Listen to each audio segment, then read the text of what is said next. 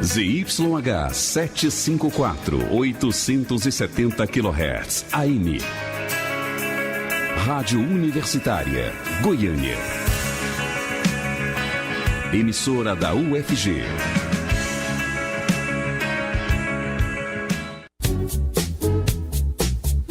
Começa agora o Jornal das 6. Independência e credibilidade desde 1980.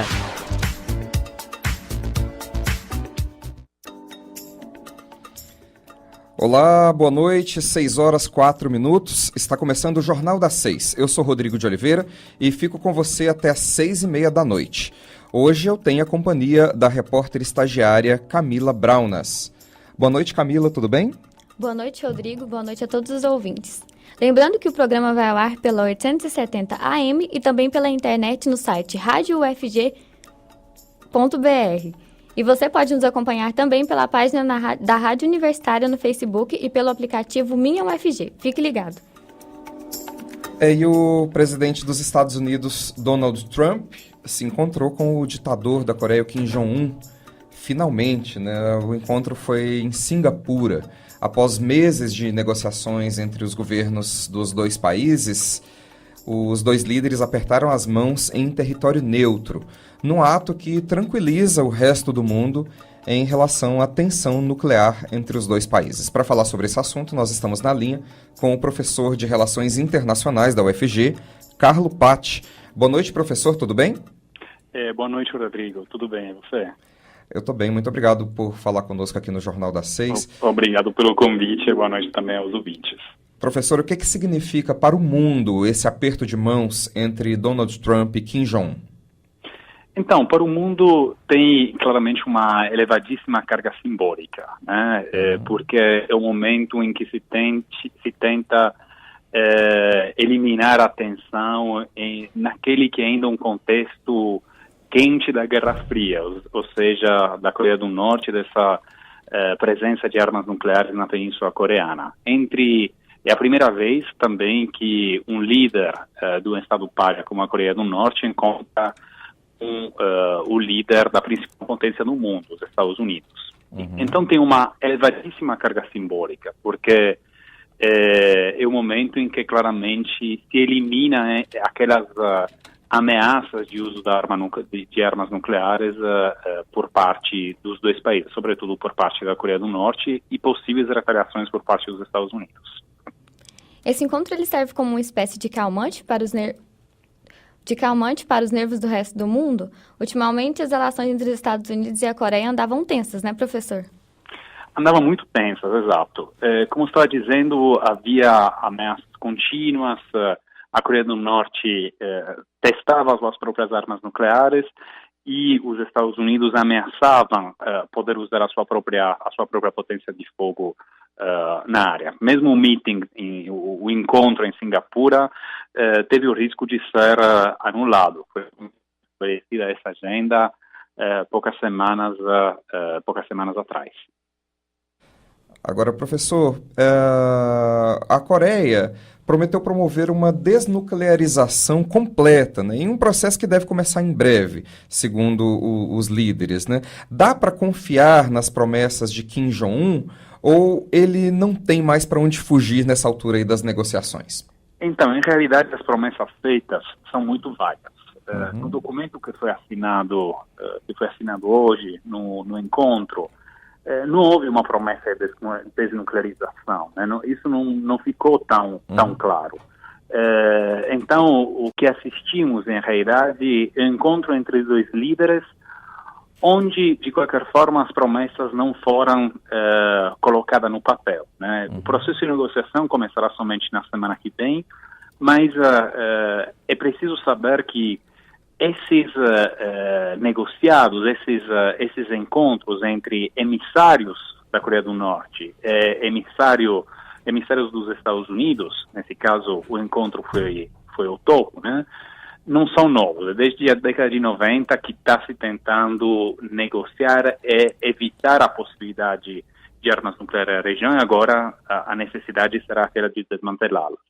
Mas em muitos casos se chegou a acordos formais que depois não foram digamos assim, implementados, né?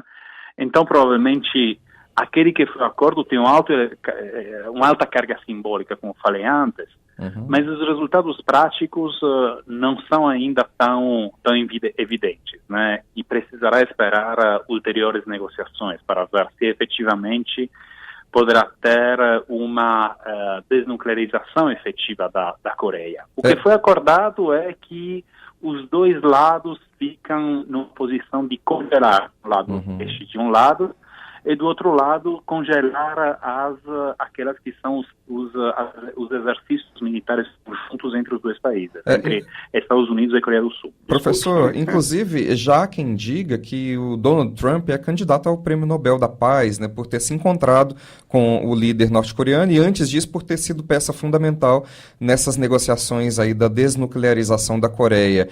Ele conseguiu avanços dignos de prêmios, ou você acha que ainda há que se esperar para ver onde essa história vai dar? Eu acho que precisaria ter muita cautela nesse caso. Claramente foi um fato histórico de importância muito grande, aquilo que foi alcançado ontem, né, entre ontem e hoje. Mas eu acho que o caminho para o Prêmio Nobel deveria passar por uma política externa coerente em vários âmbitos. Se de um lado ele está tentando alcançar um acordo com a Coreia do Norte, do outro lado ele estará também outro assunto bem crítico e sensível. Está minando de alguma forma a confiança que os aliados têm. Parece que nós temos algum problema com a linha, né? E do outro lado, e foi a Singapura, mas deixou um clima de tensão elevadíssimo com aqueles que eram os antigos aliados, né? Então acho que seria em conceder para ele o Prêmio Nobel da Paz. Claramente um acordo poderia levar a um Prêmio Nobel entre os dois polos da negociação, então entre o Kim e ele, mas acho remota a opção, mesmo se o Comitê de Estocolmo não seria o caso, né? Pode fazer surpresas também nesse sentido, né? E como foi a repercussão do encontro entre os dois estadistas? Então, a repercussão foi a capa dos jornais em qualquer canto do mundo. E claramente a repercussão foi de uma nova era que se pode abrir. Mas é o primeiro passo, né? A repercussão foi daquela de uma possibilidade de ter um novo diálogo. De fato, mesmo os críticos mais ferozes do Trump acolheram com bons olhos aquele que foi o passo dado. Mas o problema real é aquele que é o tamanho da conquista do Trump. Não teve nenhum tipo de acordo ainda. Ele está apostando nas próprias capacidades negociais. É isso que repercutiu também ao redor do mundo. Essa falta de compromisso real sobre aquilo que vai ser a situação da nuclearização, aquela que vai ser a nuclearização da Coreia, né? Tá certo, nós conversamos com o professor Carlo Patti, do curso de Relações Internacionais da Faculdade de Ciências Sociais da UFG. Professor, muito obrigado por falar com o Jornal das 6 e boa noite para você. Muito obrigado a vocês e boa noite para você e para os ouvintes. 6h12, a gente vai fazer um pequeno intervalo e volta já. Jornal das 6, nas ondas da Rádio Universitária desde 1980. Sintonize.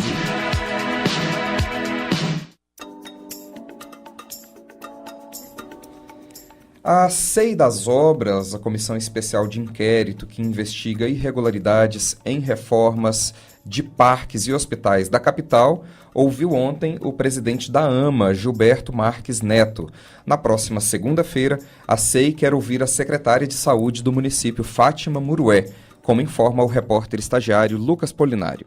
A Comissão de Inquérito das Obras, instaurada pela Câmara Municipal de Goiânia, ouviu nesta segunda-feira o presidente da AMA, Gilberto Marques Neto, que foi questionado a respeito dos projetos de recuperação dos parques Brisa da Mata e Areião. Projetos que estão parados desde julho do ano passado, com investimentos que ultrapassam R$ 1.500.000. O presidente da AMA justificou à imprensa o porquê desta paralisação. O Brisa da Mata, as obras devem ser iniciadas aí nos próximos 15 dias, segundo o empreendedor que está executando. O que foi citado aqui, a reforma da Vila Ambiental, houve um atraso na época que o projeto teve que ser modificado em função do incêndio que ocorreu lá na Vila Ambiental, mas que também já está em fase de licitação e que nos próximos meses já será feito a revitalização da Vila Ambiental, assim como também a revitalização do parque todo. Outro ponto discutido pela comissão de inquérito foi a respeito do uso do valor de R$2 milhões pagos pelo Shopping Passeio das Águas à Prefeitura de Goiânia. O dinheiro foi destinado exclusivamente para minimizar os impactos ambientais causados na região. Apenas R$800 mil foram utilizados para a construção do Parque Nova Esperança. O vereador Alisson Lima, do PRB, acredita que houve falhas na construção do Parque Nova Esperança. Eu saio dessa sessão de hoje com muitas apreensões ainda sobre o andamento daquele parque ecológico na região Nova Esperança. O secretário veio, o presidente veio, ele apresentou a justificativa dele como gestor atual, só que lá atrás, na minha opinião, algumas irregularidades gravíssimas foram feitas em relação a esse parque. O relator da comissão, vereador Eduardo Prado, do PV, apresentou documentos que comprovariam irregularidades nas obras da construção da Maternidade Oeste e de CEMEIS. Irregularidades que podem ultrapassar mais de R$2 milhões de prejuízo aos cofres públicos.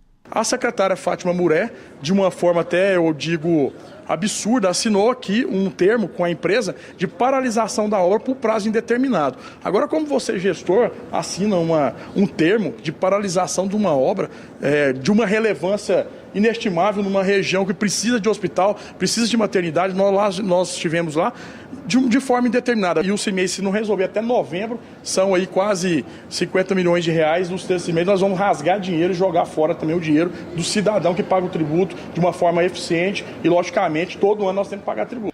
Os vereadores aprovaram um requerimento pedindo a convocação da secretária de Saúde, Fátima Muré, para comparecer na Câmara Municipal na próxima segunda-feira para prestar esclarecimentos sobre a obra do Hospital e Maternidade Oeste.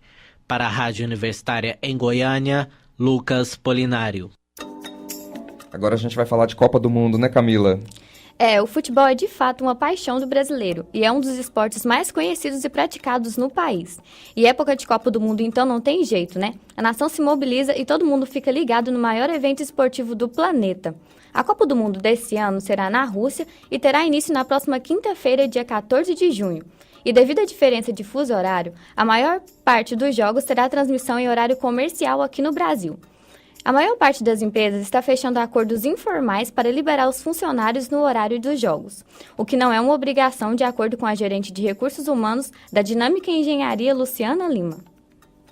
Não existe na CLT nenhuma e nem convenção coletiva hoje que faça com que a gente libere o colaborador, né?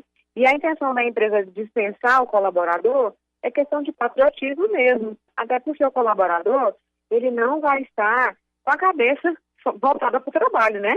Com certeza, porque a seleção jogando, fica todo mundo na expectativa, como eles falam, o Brasil ele para, né? O mundo para, por questão dos jogos. Aí como que fica isso? O funcionário ele tem que fazer uma reposição dessas horas depois? Porque assim, vão ter jogos do Brasil que vai começar às 3 horas e vai até às 5, né? Então, como que vai ser essa reposição? Sim, não, essa reposição, elas serão compensadas. A gente quis ouvir os nossos colaboradores, nós demos a sugestão, assistir o jogo dentro do canteiro de obra, né, que a gente trabalha com obra, ou assistir dentro do canteiro, a gente locaria um telão, com pipoca e tal. Ou ausentar o período o dia todo para jogos que é no período da manhã. E aí a gente ficou na dúvida do retorno no período da tarde, porque às vezes a pessoa pode beber um pouquinho, uma cervejinha, né, e voltar para o ambiente de trabalho não é legal. Tem o risco da segurança também, então a gente optou em não trabalhar mais, ficar o dia do jogo pela manhã, vai ficar ausente o dia todo. Aí faz a reposição, que inclusive já compensamos essa reposição, no sábado, né? Para compensar o dia do jogo da Copa. E no caso do funcionário que vai assistir o jogo no ambiente de trabalho, é permitido extravasar justamente por causa dessa empolgação de querer gritar, torcer alto, às vezes beber? Como fica? Pode sim, não tem regra não. Pode extravasar sim, sem problema. Escolas e universidades também prepararam esquemas de folga para a Copa do Mundo. A UFG vai seguir o decreto do governo federal que dispõe sobre as folgas durante o campeonato, como informa a assessora de comunicação da universidade, Karen Steca. O governo federal, ele publicou no Diário Oficial, na segunda-feira, dia 4 de junho, uma portaria, que é a portaria número 143 de 2018.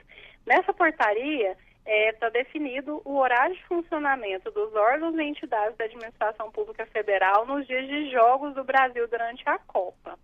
A reitoria definiu que esse calendário vai ser seguido tanto para o expediente administrativo quanto o acadêmico. Então, fica da seguinte forma: nos dias de jogos pela manhã, o expediente vai começar às 14 horas. Já nos dias de jogos à tarde, o expediente se encerra às 13 horas. E o texto dessa portaria, ele ressalta também que o funcionamento dos serviços considerados essenciais, eles não vão ser afetados. Por exemplo, o funcionamento do Hospital das Clínicas. A Prefeitura e o governo de Goiás vão seguir as mesmas regras do governo federal. Rodrigo. Obrigado, Camila. E uma audiência pública na Câmara dos Vereadores de Goiânia discutiu a regularização fundiária na capital. Detalhes na reportagem de Delfino Curado. A audiência pública discute regularização fundiária em Goiânia. Muitos imóveis da cidade ainda não têm escritura, a maioria por falta de recursos. O município vai doar lotes ou unidades habitacionais de propriedade do poder público, facilitando a escrituração. Além disso, as taxas serão zeradas. O objetivo é tornar regular os imóveis para, a partir daí, ter condições de cobrar os impostos anuais, como o IPTU. A iniciativa é dos vereadores Elias Vaz, do PSB, e Carlin Café, do PPS. A audiência ocorreu nesta segunda-feira, dia 11. O vereador Elias Vaz conta a razão da audiência. Hoje nós estamos fazendo uma audiência pública para tentar sistematizar todas as diferenças, né? Eu particularmente quero ouvir a todas as opiniões aqui, para que a gente possa sistematizar no relatório, vamos fazer uma síntese dessa audiência pública de hoje, para que ainda essa semana a gente possa apreciar na Comissão de Habitação e Urbanismo. O vereador conta que se trata de um projeto de interesse social e de garantia da cidadania, já que existe um problema histórico na capital, de pessoas que recebem um lote ou imóvel e não têm como fazer a escritura. E esse número pode chegar a 50 mil imóveis só em Goiânia. Nós estamos falando de um importante projeto de um caráter social profundo. Nós estamos falando de mais de 50 mil propriedades em Goiânia, que pessoas já moram há 20, 30 anos e não têm a sua escritura. Então isso tem uma importância muito grande. Agora, o que nós queremos é garantir que ela tenha realmente um caráter social, né? Em segundo lugar, que tenha realmente, não seja burocrática, porque às vezes a gente acaba fazendo uma lei, mas que na prática ela não se consolida porque ela tem tantos entraves que acaba não se realizando o objetivo, que é da regularização. E então acho que esses dois aspectos eles são fundamentais, né, para que a gente possa contribuir para uma lei realmente justa e eficiente. O direito à regularização fundiária é garantido por Lei Federal número 13.465 de 2017. O projeto discutido na Câmara propõe não só a regularização desses terrenos, mas também estabelece regras para doações futuras de lotes ou casas pelo município. O projeto não trazia de forma clara que a questão da regularização fundiária de caráter social, que é aquela que vai ser gratuita, ela garanta, por exemplo, que cada pessoa pode fazer isso apenas com um imóvel. Nós não podemos regularizar uma pessoa com 2, 3 imóveis, né? Então, esse é um aspecto, por exemplo, importante que está sendo colocado. E outros aspectos são no sentido de que a lei realmente tenha eficiência, né? Que ela seja rápida, que ela não seja burocrática. Então, esse é um outro aspecto que nós estamos muito preocupados, né, para que a gente realmente faça uma lei que funcione. Os lotes e unidades habitacionais doadas deverão ser destinados à moradia das famílias beneficiárias, admitido o exercício de atividade comercial em regime de economia familiar. Além do mais, só serão regularizados imóveis de pessoas que possuem somente este domicílio, caracterizando a unidade habitacional como destinada à moradia da família. Delfino Curado, para a Rádio Universitária. Ouça o Jornal das 6 também pela internet, no site da Rádio Universitária ou pelo aplicativo Minha UFG. Entre os dias 11 e 17 de junho, o Fórum Mundial de Saúde Masculina celebra a Semana Mundial da Saúde do Homem. A ideia é estimular medidas preventivas às mortes prematuras que ocorrem com os homens. E o HIV é uma das doenças que mais matam homens no Brasil. Para falar sobre esse assunto, nós estamos na linha com o médico especialista em doenças infecciosas e imunoinflamatórias, Roberto Zaidenberg, que é gerente médico do laboratório GSK. Boa noite, doutor Roberto, tudo bem? Boa noite, você me escuta bem? Escuto bem. O HIV já aparece, então, como uma das doenças que mais matam homens aqui no Brasil? Na verdade, desde que surgiu o vírus da imunodeficiência humana, o HIV, causador da AIDS, isso tem sido notado em vários locais do planeta, não só no Brasil. No caso do Brasil, pela oferta de tratamento gratuito, isso tem esse problema tem sido minorado, né? Os dados divulgados pelo Ministério da Saúde mostram um crescimento exponencial dos casos de HIV em homens. Ao que se deve esse aumento? Sim, isso foi visto muito, principalmente em jovens, que a gente chama de jovens, em homens que fazem sexo com homens, né, em HSH, e também em trabalhadores do sexo. Mas também, curiosamente, se viu um aumento, não nesse percentual tão alto, só para você ter uma ideia de números, enquanto que a prevalência do HIV na população brasileira em geral é de 0,4%, entre homens que fazem sexo com homem, isso é bem maior. Mas nós vemos isso também numa população com mais idade, demonstrando também um certo falta de interesse, principalmente no uso de preservativos, e também um certo desconhecimento, até mesmo preconceito, que a gente acha que as pessoas com mais idade, ou mesmo de terceira idade, não praticariam sexo, o que não é verdade. Então esse aumento é muito hoje em dia, porque as pessoas, a maior parte das pessoas, principalmente entre os jovens, que não viveram aquela época de pessoas famosas que faleceram devido à AIDS, e também onde havia uma maior disseminação de informações através da imprensa leiga, hoje consideram como se, de uma forma equivocada, de que isso seria um problema que já foi superado, que não é verdade. Nós temos realmente tratamentos eficazes, boa parte deles oferecidos aqui no país, mas ainda não há uma cura estabelecida. Então as pessoas realmente deveriam ter um cuidado maior nos seus relacionamentos. O senhor citou esses medicamentos, o famoso coquetel de remédios, né, contra o HIV. O surgimento desse coquetel que aliviou aí os sintomas e deu vida praticamente que normal aos portadores de HIV, você acha que também contribuiu para essa negligência do brasileiro em relação à prevenção em geral? A sua pergunta é excelente, assim, só chamando a atenção que ainda bem o Brasil é um dos poucos países que oferecem de uma forma muito adequada, o fornecimento é gratuito e em todo o território nacional, inclusive em cidades pequenas, em unidades públicas de saúde. Então isso foi uma vitória assim, impressionante, é usado como exemplo no mundo inteiro, né, um país que é considerado em desenvolvimento, mas com certeza algumas pessoas de uma forma equivocada acreditam que pelo fato hoje de nós termos inúmeras medicações capazes de deter o avanço da doença, que isso seria um problema superado, que não é verdade, porque ainda bem que nós conseguimos hoje controlar a doença através do uso de medicações chamadas de antirretrovirais, mas está longe de ser um problema que já foi resolvido, ainda há muitas pessoas ainda falecendo de HIV,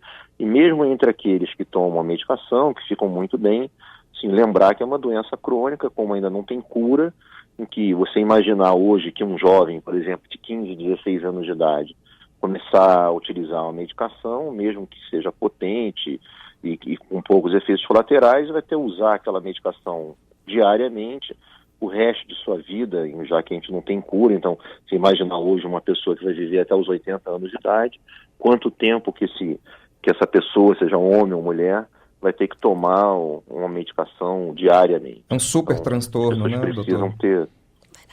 Então as pessoas precisam entender isso e tomar cuidado, né? E existem outras questões, assim, que a gente está falando já vocês tocaram num assunto muito importante no início, quando vocês falaram do crescimento entre os jovens, quando eu falei de uma população específica, e a gente não está falando só de tratamento, né? O Brasil, vários países do mundo, o Brasil inclusive, oferece uma estratégia chamada de prevenção combinada, além do tratamento, que é fundamental para aqueles que sabem que tem HIV. A gente, infelizmente, falando da saúde do homem, hoje os homens aqui no Brasil que sabem que tem HIV, infelizmente a gente tem um percentual ainda muito alto de pessoas que procuram muito tardiamente o atendimento médico. Cerca de 25% dos homens hoje que têm HIV já procuram numa fase muito adiantada, o que é ruim tanto para a saúde desse homem... O melhor mesmo seria prevenir, né? O melhor mesmo seria a prevenção, de fato, ao invés do tratamento. E o próprio tratamento, a gente chama ele é uma estratégia de prevenção também, porque acredita-se, se até um documento já do Ministério da Saúde, mesmo lá fora, nos Estados Unidos, em vários países da Europa, que as pessoas que têm HIV, que se tratam, e esse tratamento é bem sucedido, essas pessoas não transmitiriam o vírus da AIDS para os seus parceiros ou suas parceiras. E a prevenção combinada, que inclui, entre outras coisas, usar o preservativo para evitar também outras doenças sexualmente transmissíveis. E hoje no Brasil, em outros países do mundo, mas no Brasil foi um dos primeiros a adotar isso, que é um nome chamado PrEP, que é a profilaxia pré-exposição, que para aquelas pessoas que têm uma chance maior, um risco maior de adquirir o HIV, eles podem hoje, tomar esse medicamento, gratuita, né? Sim, gratuitamente eles têm uma medicação, que é um comprimido só por dia, para evitar a infecção pelo HIV. Tem então, uma série de prevenções e de estratégias, né, para evitar o desenvolvimento dessa doença. Tá certo. Que poderia evitar esse crescimento exponencial dos casos de AIDS entre os homens aqui no Brasil. Nós conversamos então com o especialista em doenças infecciosas e imunoinflamatórias, Roberto Zeidenberg. Obrigado por falar com o Jornal das 6 e boa noite para você. Obrigado, boa noite a todos. E Dia dos Namorados, para usar o preservativo. Isso, verdade, bem lembrado. 6h30, com esta informação a gente encerra o Jornal das 6 desta terça-feira, 12 de junho, Dia dos Namorados, né? 12 de junho de 2018. Agradecemos ao Sandro Alves e ao Clóvis Henrique, também ao Murilo Cavalcante pelos trabalhos técnicos. E também a Camila Braunas pela participação aqui no Jornal das 6, fez a estreia hoje ao vivo aqui na bancada. Obrigado, viu, Camila? Você vai estar de volta nas próximas semanas também aqui comigo ao vivo, né? Sim, obrigado. Combinado. Obrigado, Camila. Desejamos a todos uma boa noite. Muito obrigado pela audiência. O Jornal das 6 fica por aqui. ZYH 754, 870 kHz, AM. Rádio Universitária, Goiânia. Emissora da UFG.